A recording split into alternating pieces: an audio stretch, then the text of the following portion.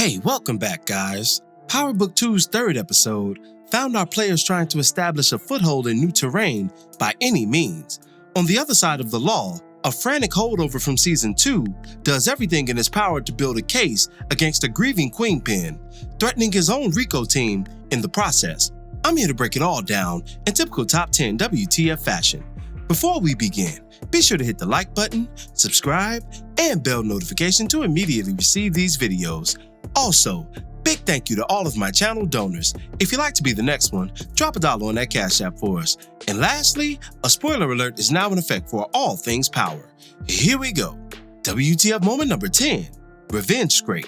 The episode begins with our characters moving in their respective arenas. The most shocking display, however, is a bloody Lorenzo caught between a point him out, knock him out circle, courtesy of Kane.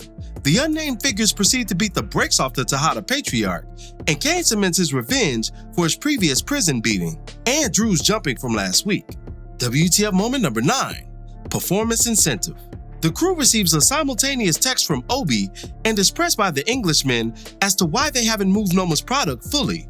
After a brief reassurance, Obi lays out each of their respective loved ones, save for Effie, who I'll address later. He threatens to kill each member unless the product is moved in full, to which they all capitulate in fear of the losses. WTF Moment Number 8, Ice Grill Kane.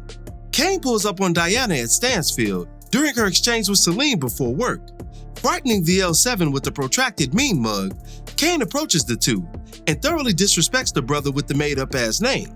Then, he offers Diana a pistol for protection in light of the Obi threats, which she denies, and also adds money once learning of her financial struggles at the institution. WTF Moment Number 7, Proof of Correlation. Davis orchestrates a meeting with Detective Whitman and Monet in hopes of getting the former off his client's back. The overzealous detective outlines a string of related events regarding people who've ended up missing shortly after visiting Nene's bar. Then, Monet foolishly name-drops the GTG, only inspiring more doubt within Whitman. The detective then reveals his closer to the truth theory that involves Zeke being killed under mistaken identity. After another blow-up following Whitman's carry accusations, the meeting abruptly ends, leaving Davis and Monet with a bigger mess than before. WTF Moment Number 6, No Cap, All Frap. Tariq and Brayden develop a brand new technical scheme in order to move weight on Wall Street. Instead of disguising their operation behind tutoring, they intend to use coffee sales via crypto purchases. This creates an untraceable line of transactions to the crew directly, and also gives them a universal method to hustle inside of Weston Holdings and to other companies outside of it as well, without detection. WTF Moment Number 5, Orders to Kill. Following their business meeting, Kane pulls Brayden to the side and orders him to kill the Russian connect for the Castillo family. He does this under the belief that Brayden has committed similar deadly acts before and stresses the European connection to make the murder untraceable to any black person, thus lessening the Castillo's suspicions once they advance their business pitch towards them.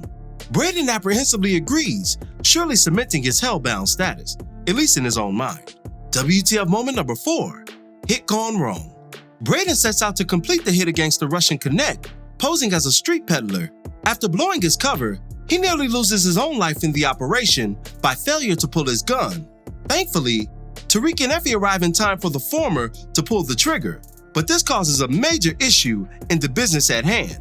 WTF Moment Number 3, Family First. The Tejadas meet with the Castillo brothers at Mecca's penthouse, who are immediately suspicious of their newfound position in light of their connect's convenient demise.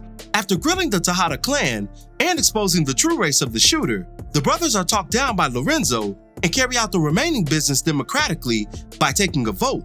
3 of the 4 brothers decide in Kane's favor, leaving the life of the naysayer in jeopardy in the episodes to come. WTF Moment Number 2, Extra Weight. As penance for Lorenzo's successful maneuver during the meeting, and likely to flex further control and show him who's boss, Kane orders his father to move extra weight. Unable to complete this task alone, Lorenzo enlists Diana, whose ties to the family made her involvement inevitable despite her neutral status as a full-time student. And WTF Moment Number 1, Gunpoint Bingo. A furious Kane demands Brayden's presence to meet and interrogates him at gunpoint as to who committed all the killings in his place, including the Russian connect. The younger Weston feigns ignorance when Tariq's name is brought up and stresses keeping Kane's hands clean by not revealing Lauren's true killer. A generous Kane then releases Brayden and contacts Effie for the real scoop on all the foolery. It's only going to get crazier from here. Some lingering thoughts before we end today's video. During Obi's sequence, where he essentially played 3-Life Monty with Tariq and the crew's loved ones, notice that Effie's were left out. The Orphan Annie line provided more insight into her non-existent family, which she formally stated that they stay in their lane while I stay in mine. Just what happened to Effie's parents? And how did she end up on her own? The answers to these questions just may arrive later this season. If Noma was supplying Mecca all this time, how did he appear to only have limited product? Specifically after being robbed last season in that heist fiasco, Noma seems to be the furthest thing from limited, so this had to be Mecca's way of manipulating his position and maintaining his importance in the lives of Kane and Monet, while also keeping Lorenzo strategically at bay. Either that, or he was dangling this carrot over all of their respective heads. Drew's suggestion to kill the Russian Connect, rather than the Castillos themselves, proved why Lorenzo saw him more fit to lead the family. He implemented more of that measured thinking and temperance in matters of business that's been a hallmark of his character, despite being distracted by the many men filling the void that Everett left in his departure. It was a nice change of pace seeing Kane flex his newfound authority over his family. However, Lorenzo still proved his usefulness in the Castillo meeting, despite moving like a sick puppy otherwise. Zoe's history, name, connections, and street tradition all supersede Kane's current dictatorship, and the aforementioned just may have extended his life for another episode or 3. Councilman Tate just gave the police dogs another place to sniff in regards to Tariq. Though they were investigating him, they knew nothing of his current internship or reunion with Brayden, the confessed drug dealer that ruined Jenny's case last season. Leave it to the grimy Tate to do anything under fire. I guess that's everyone's MO on this series though, in the grand scheme of things.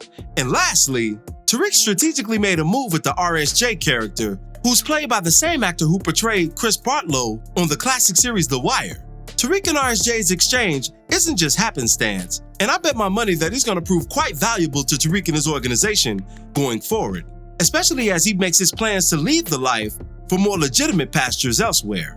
The third way will definitely go through Rsj, at least on the surface. And that'll do it for this one.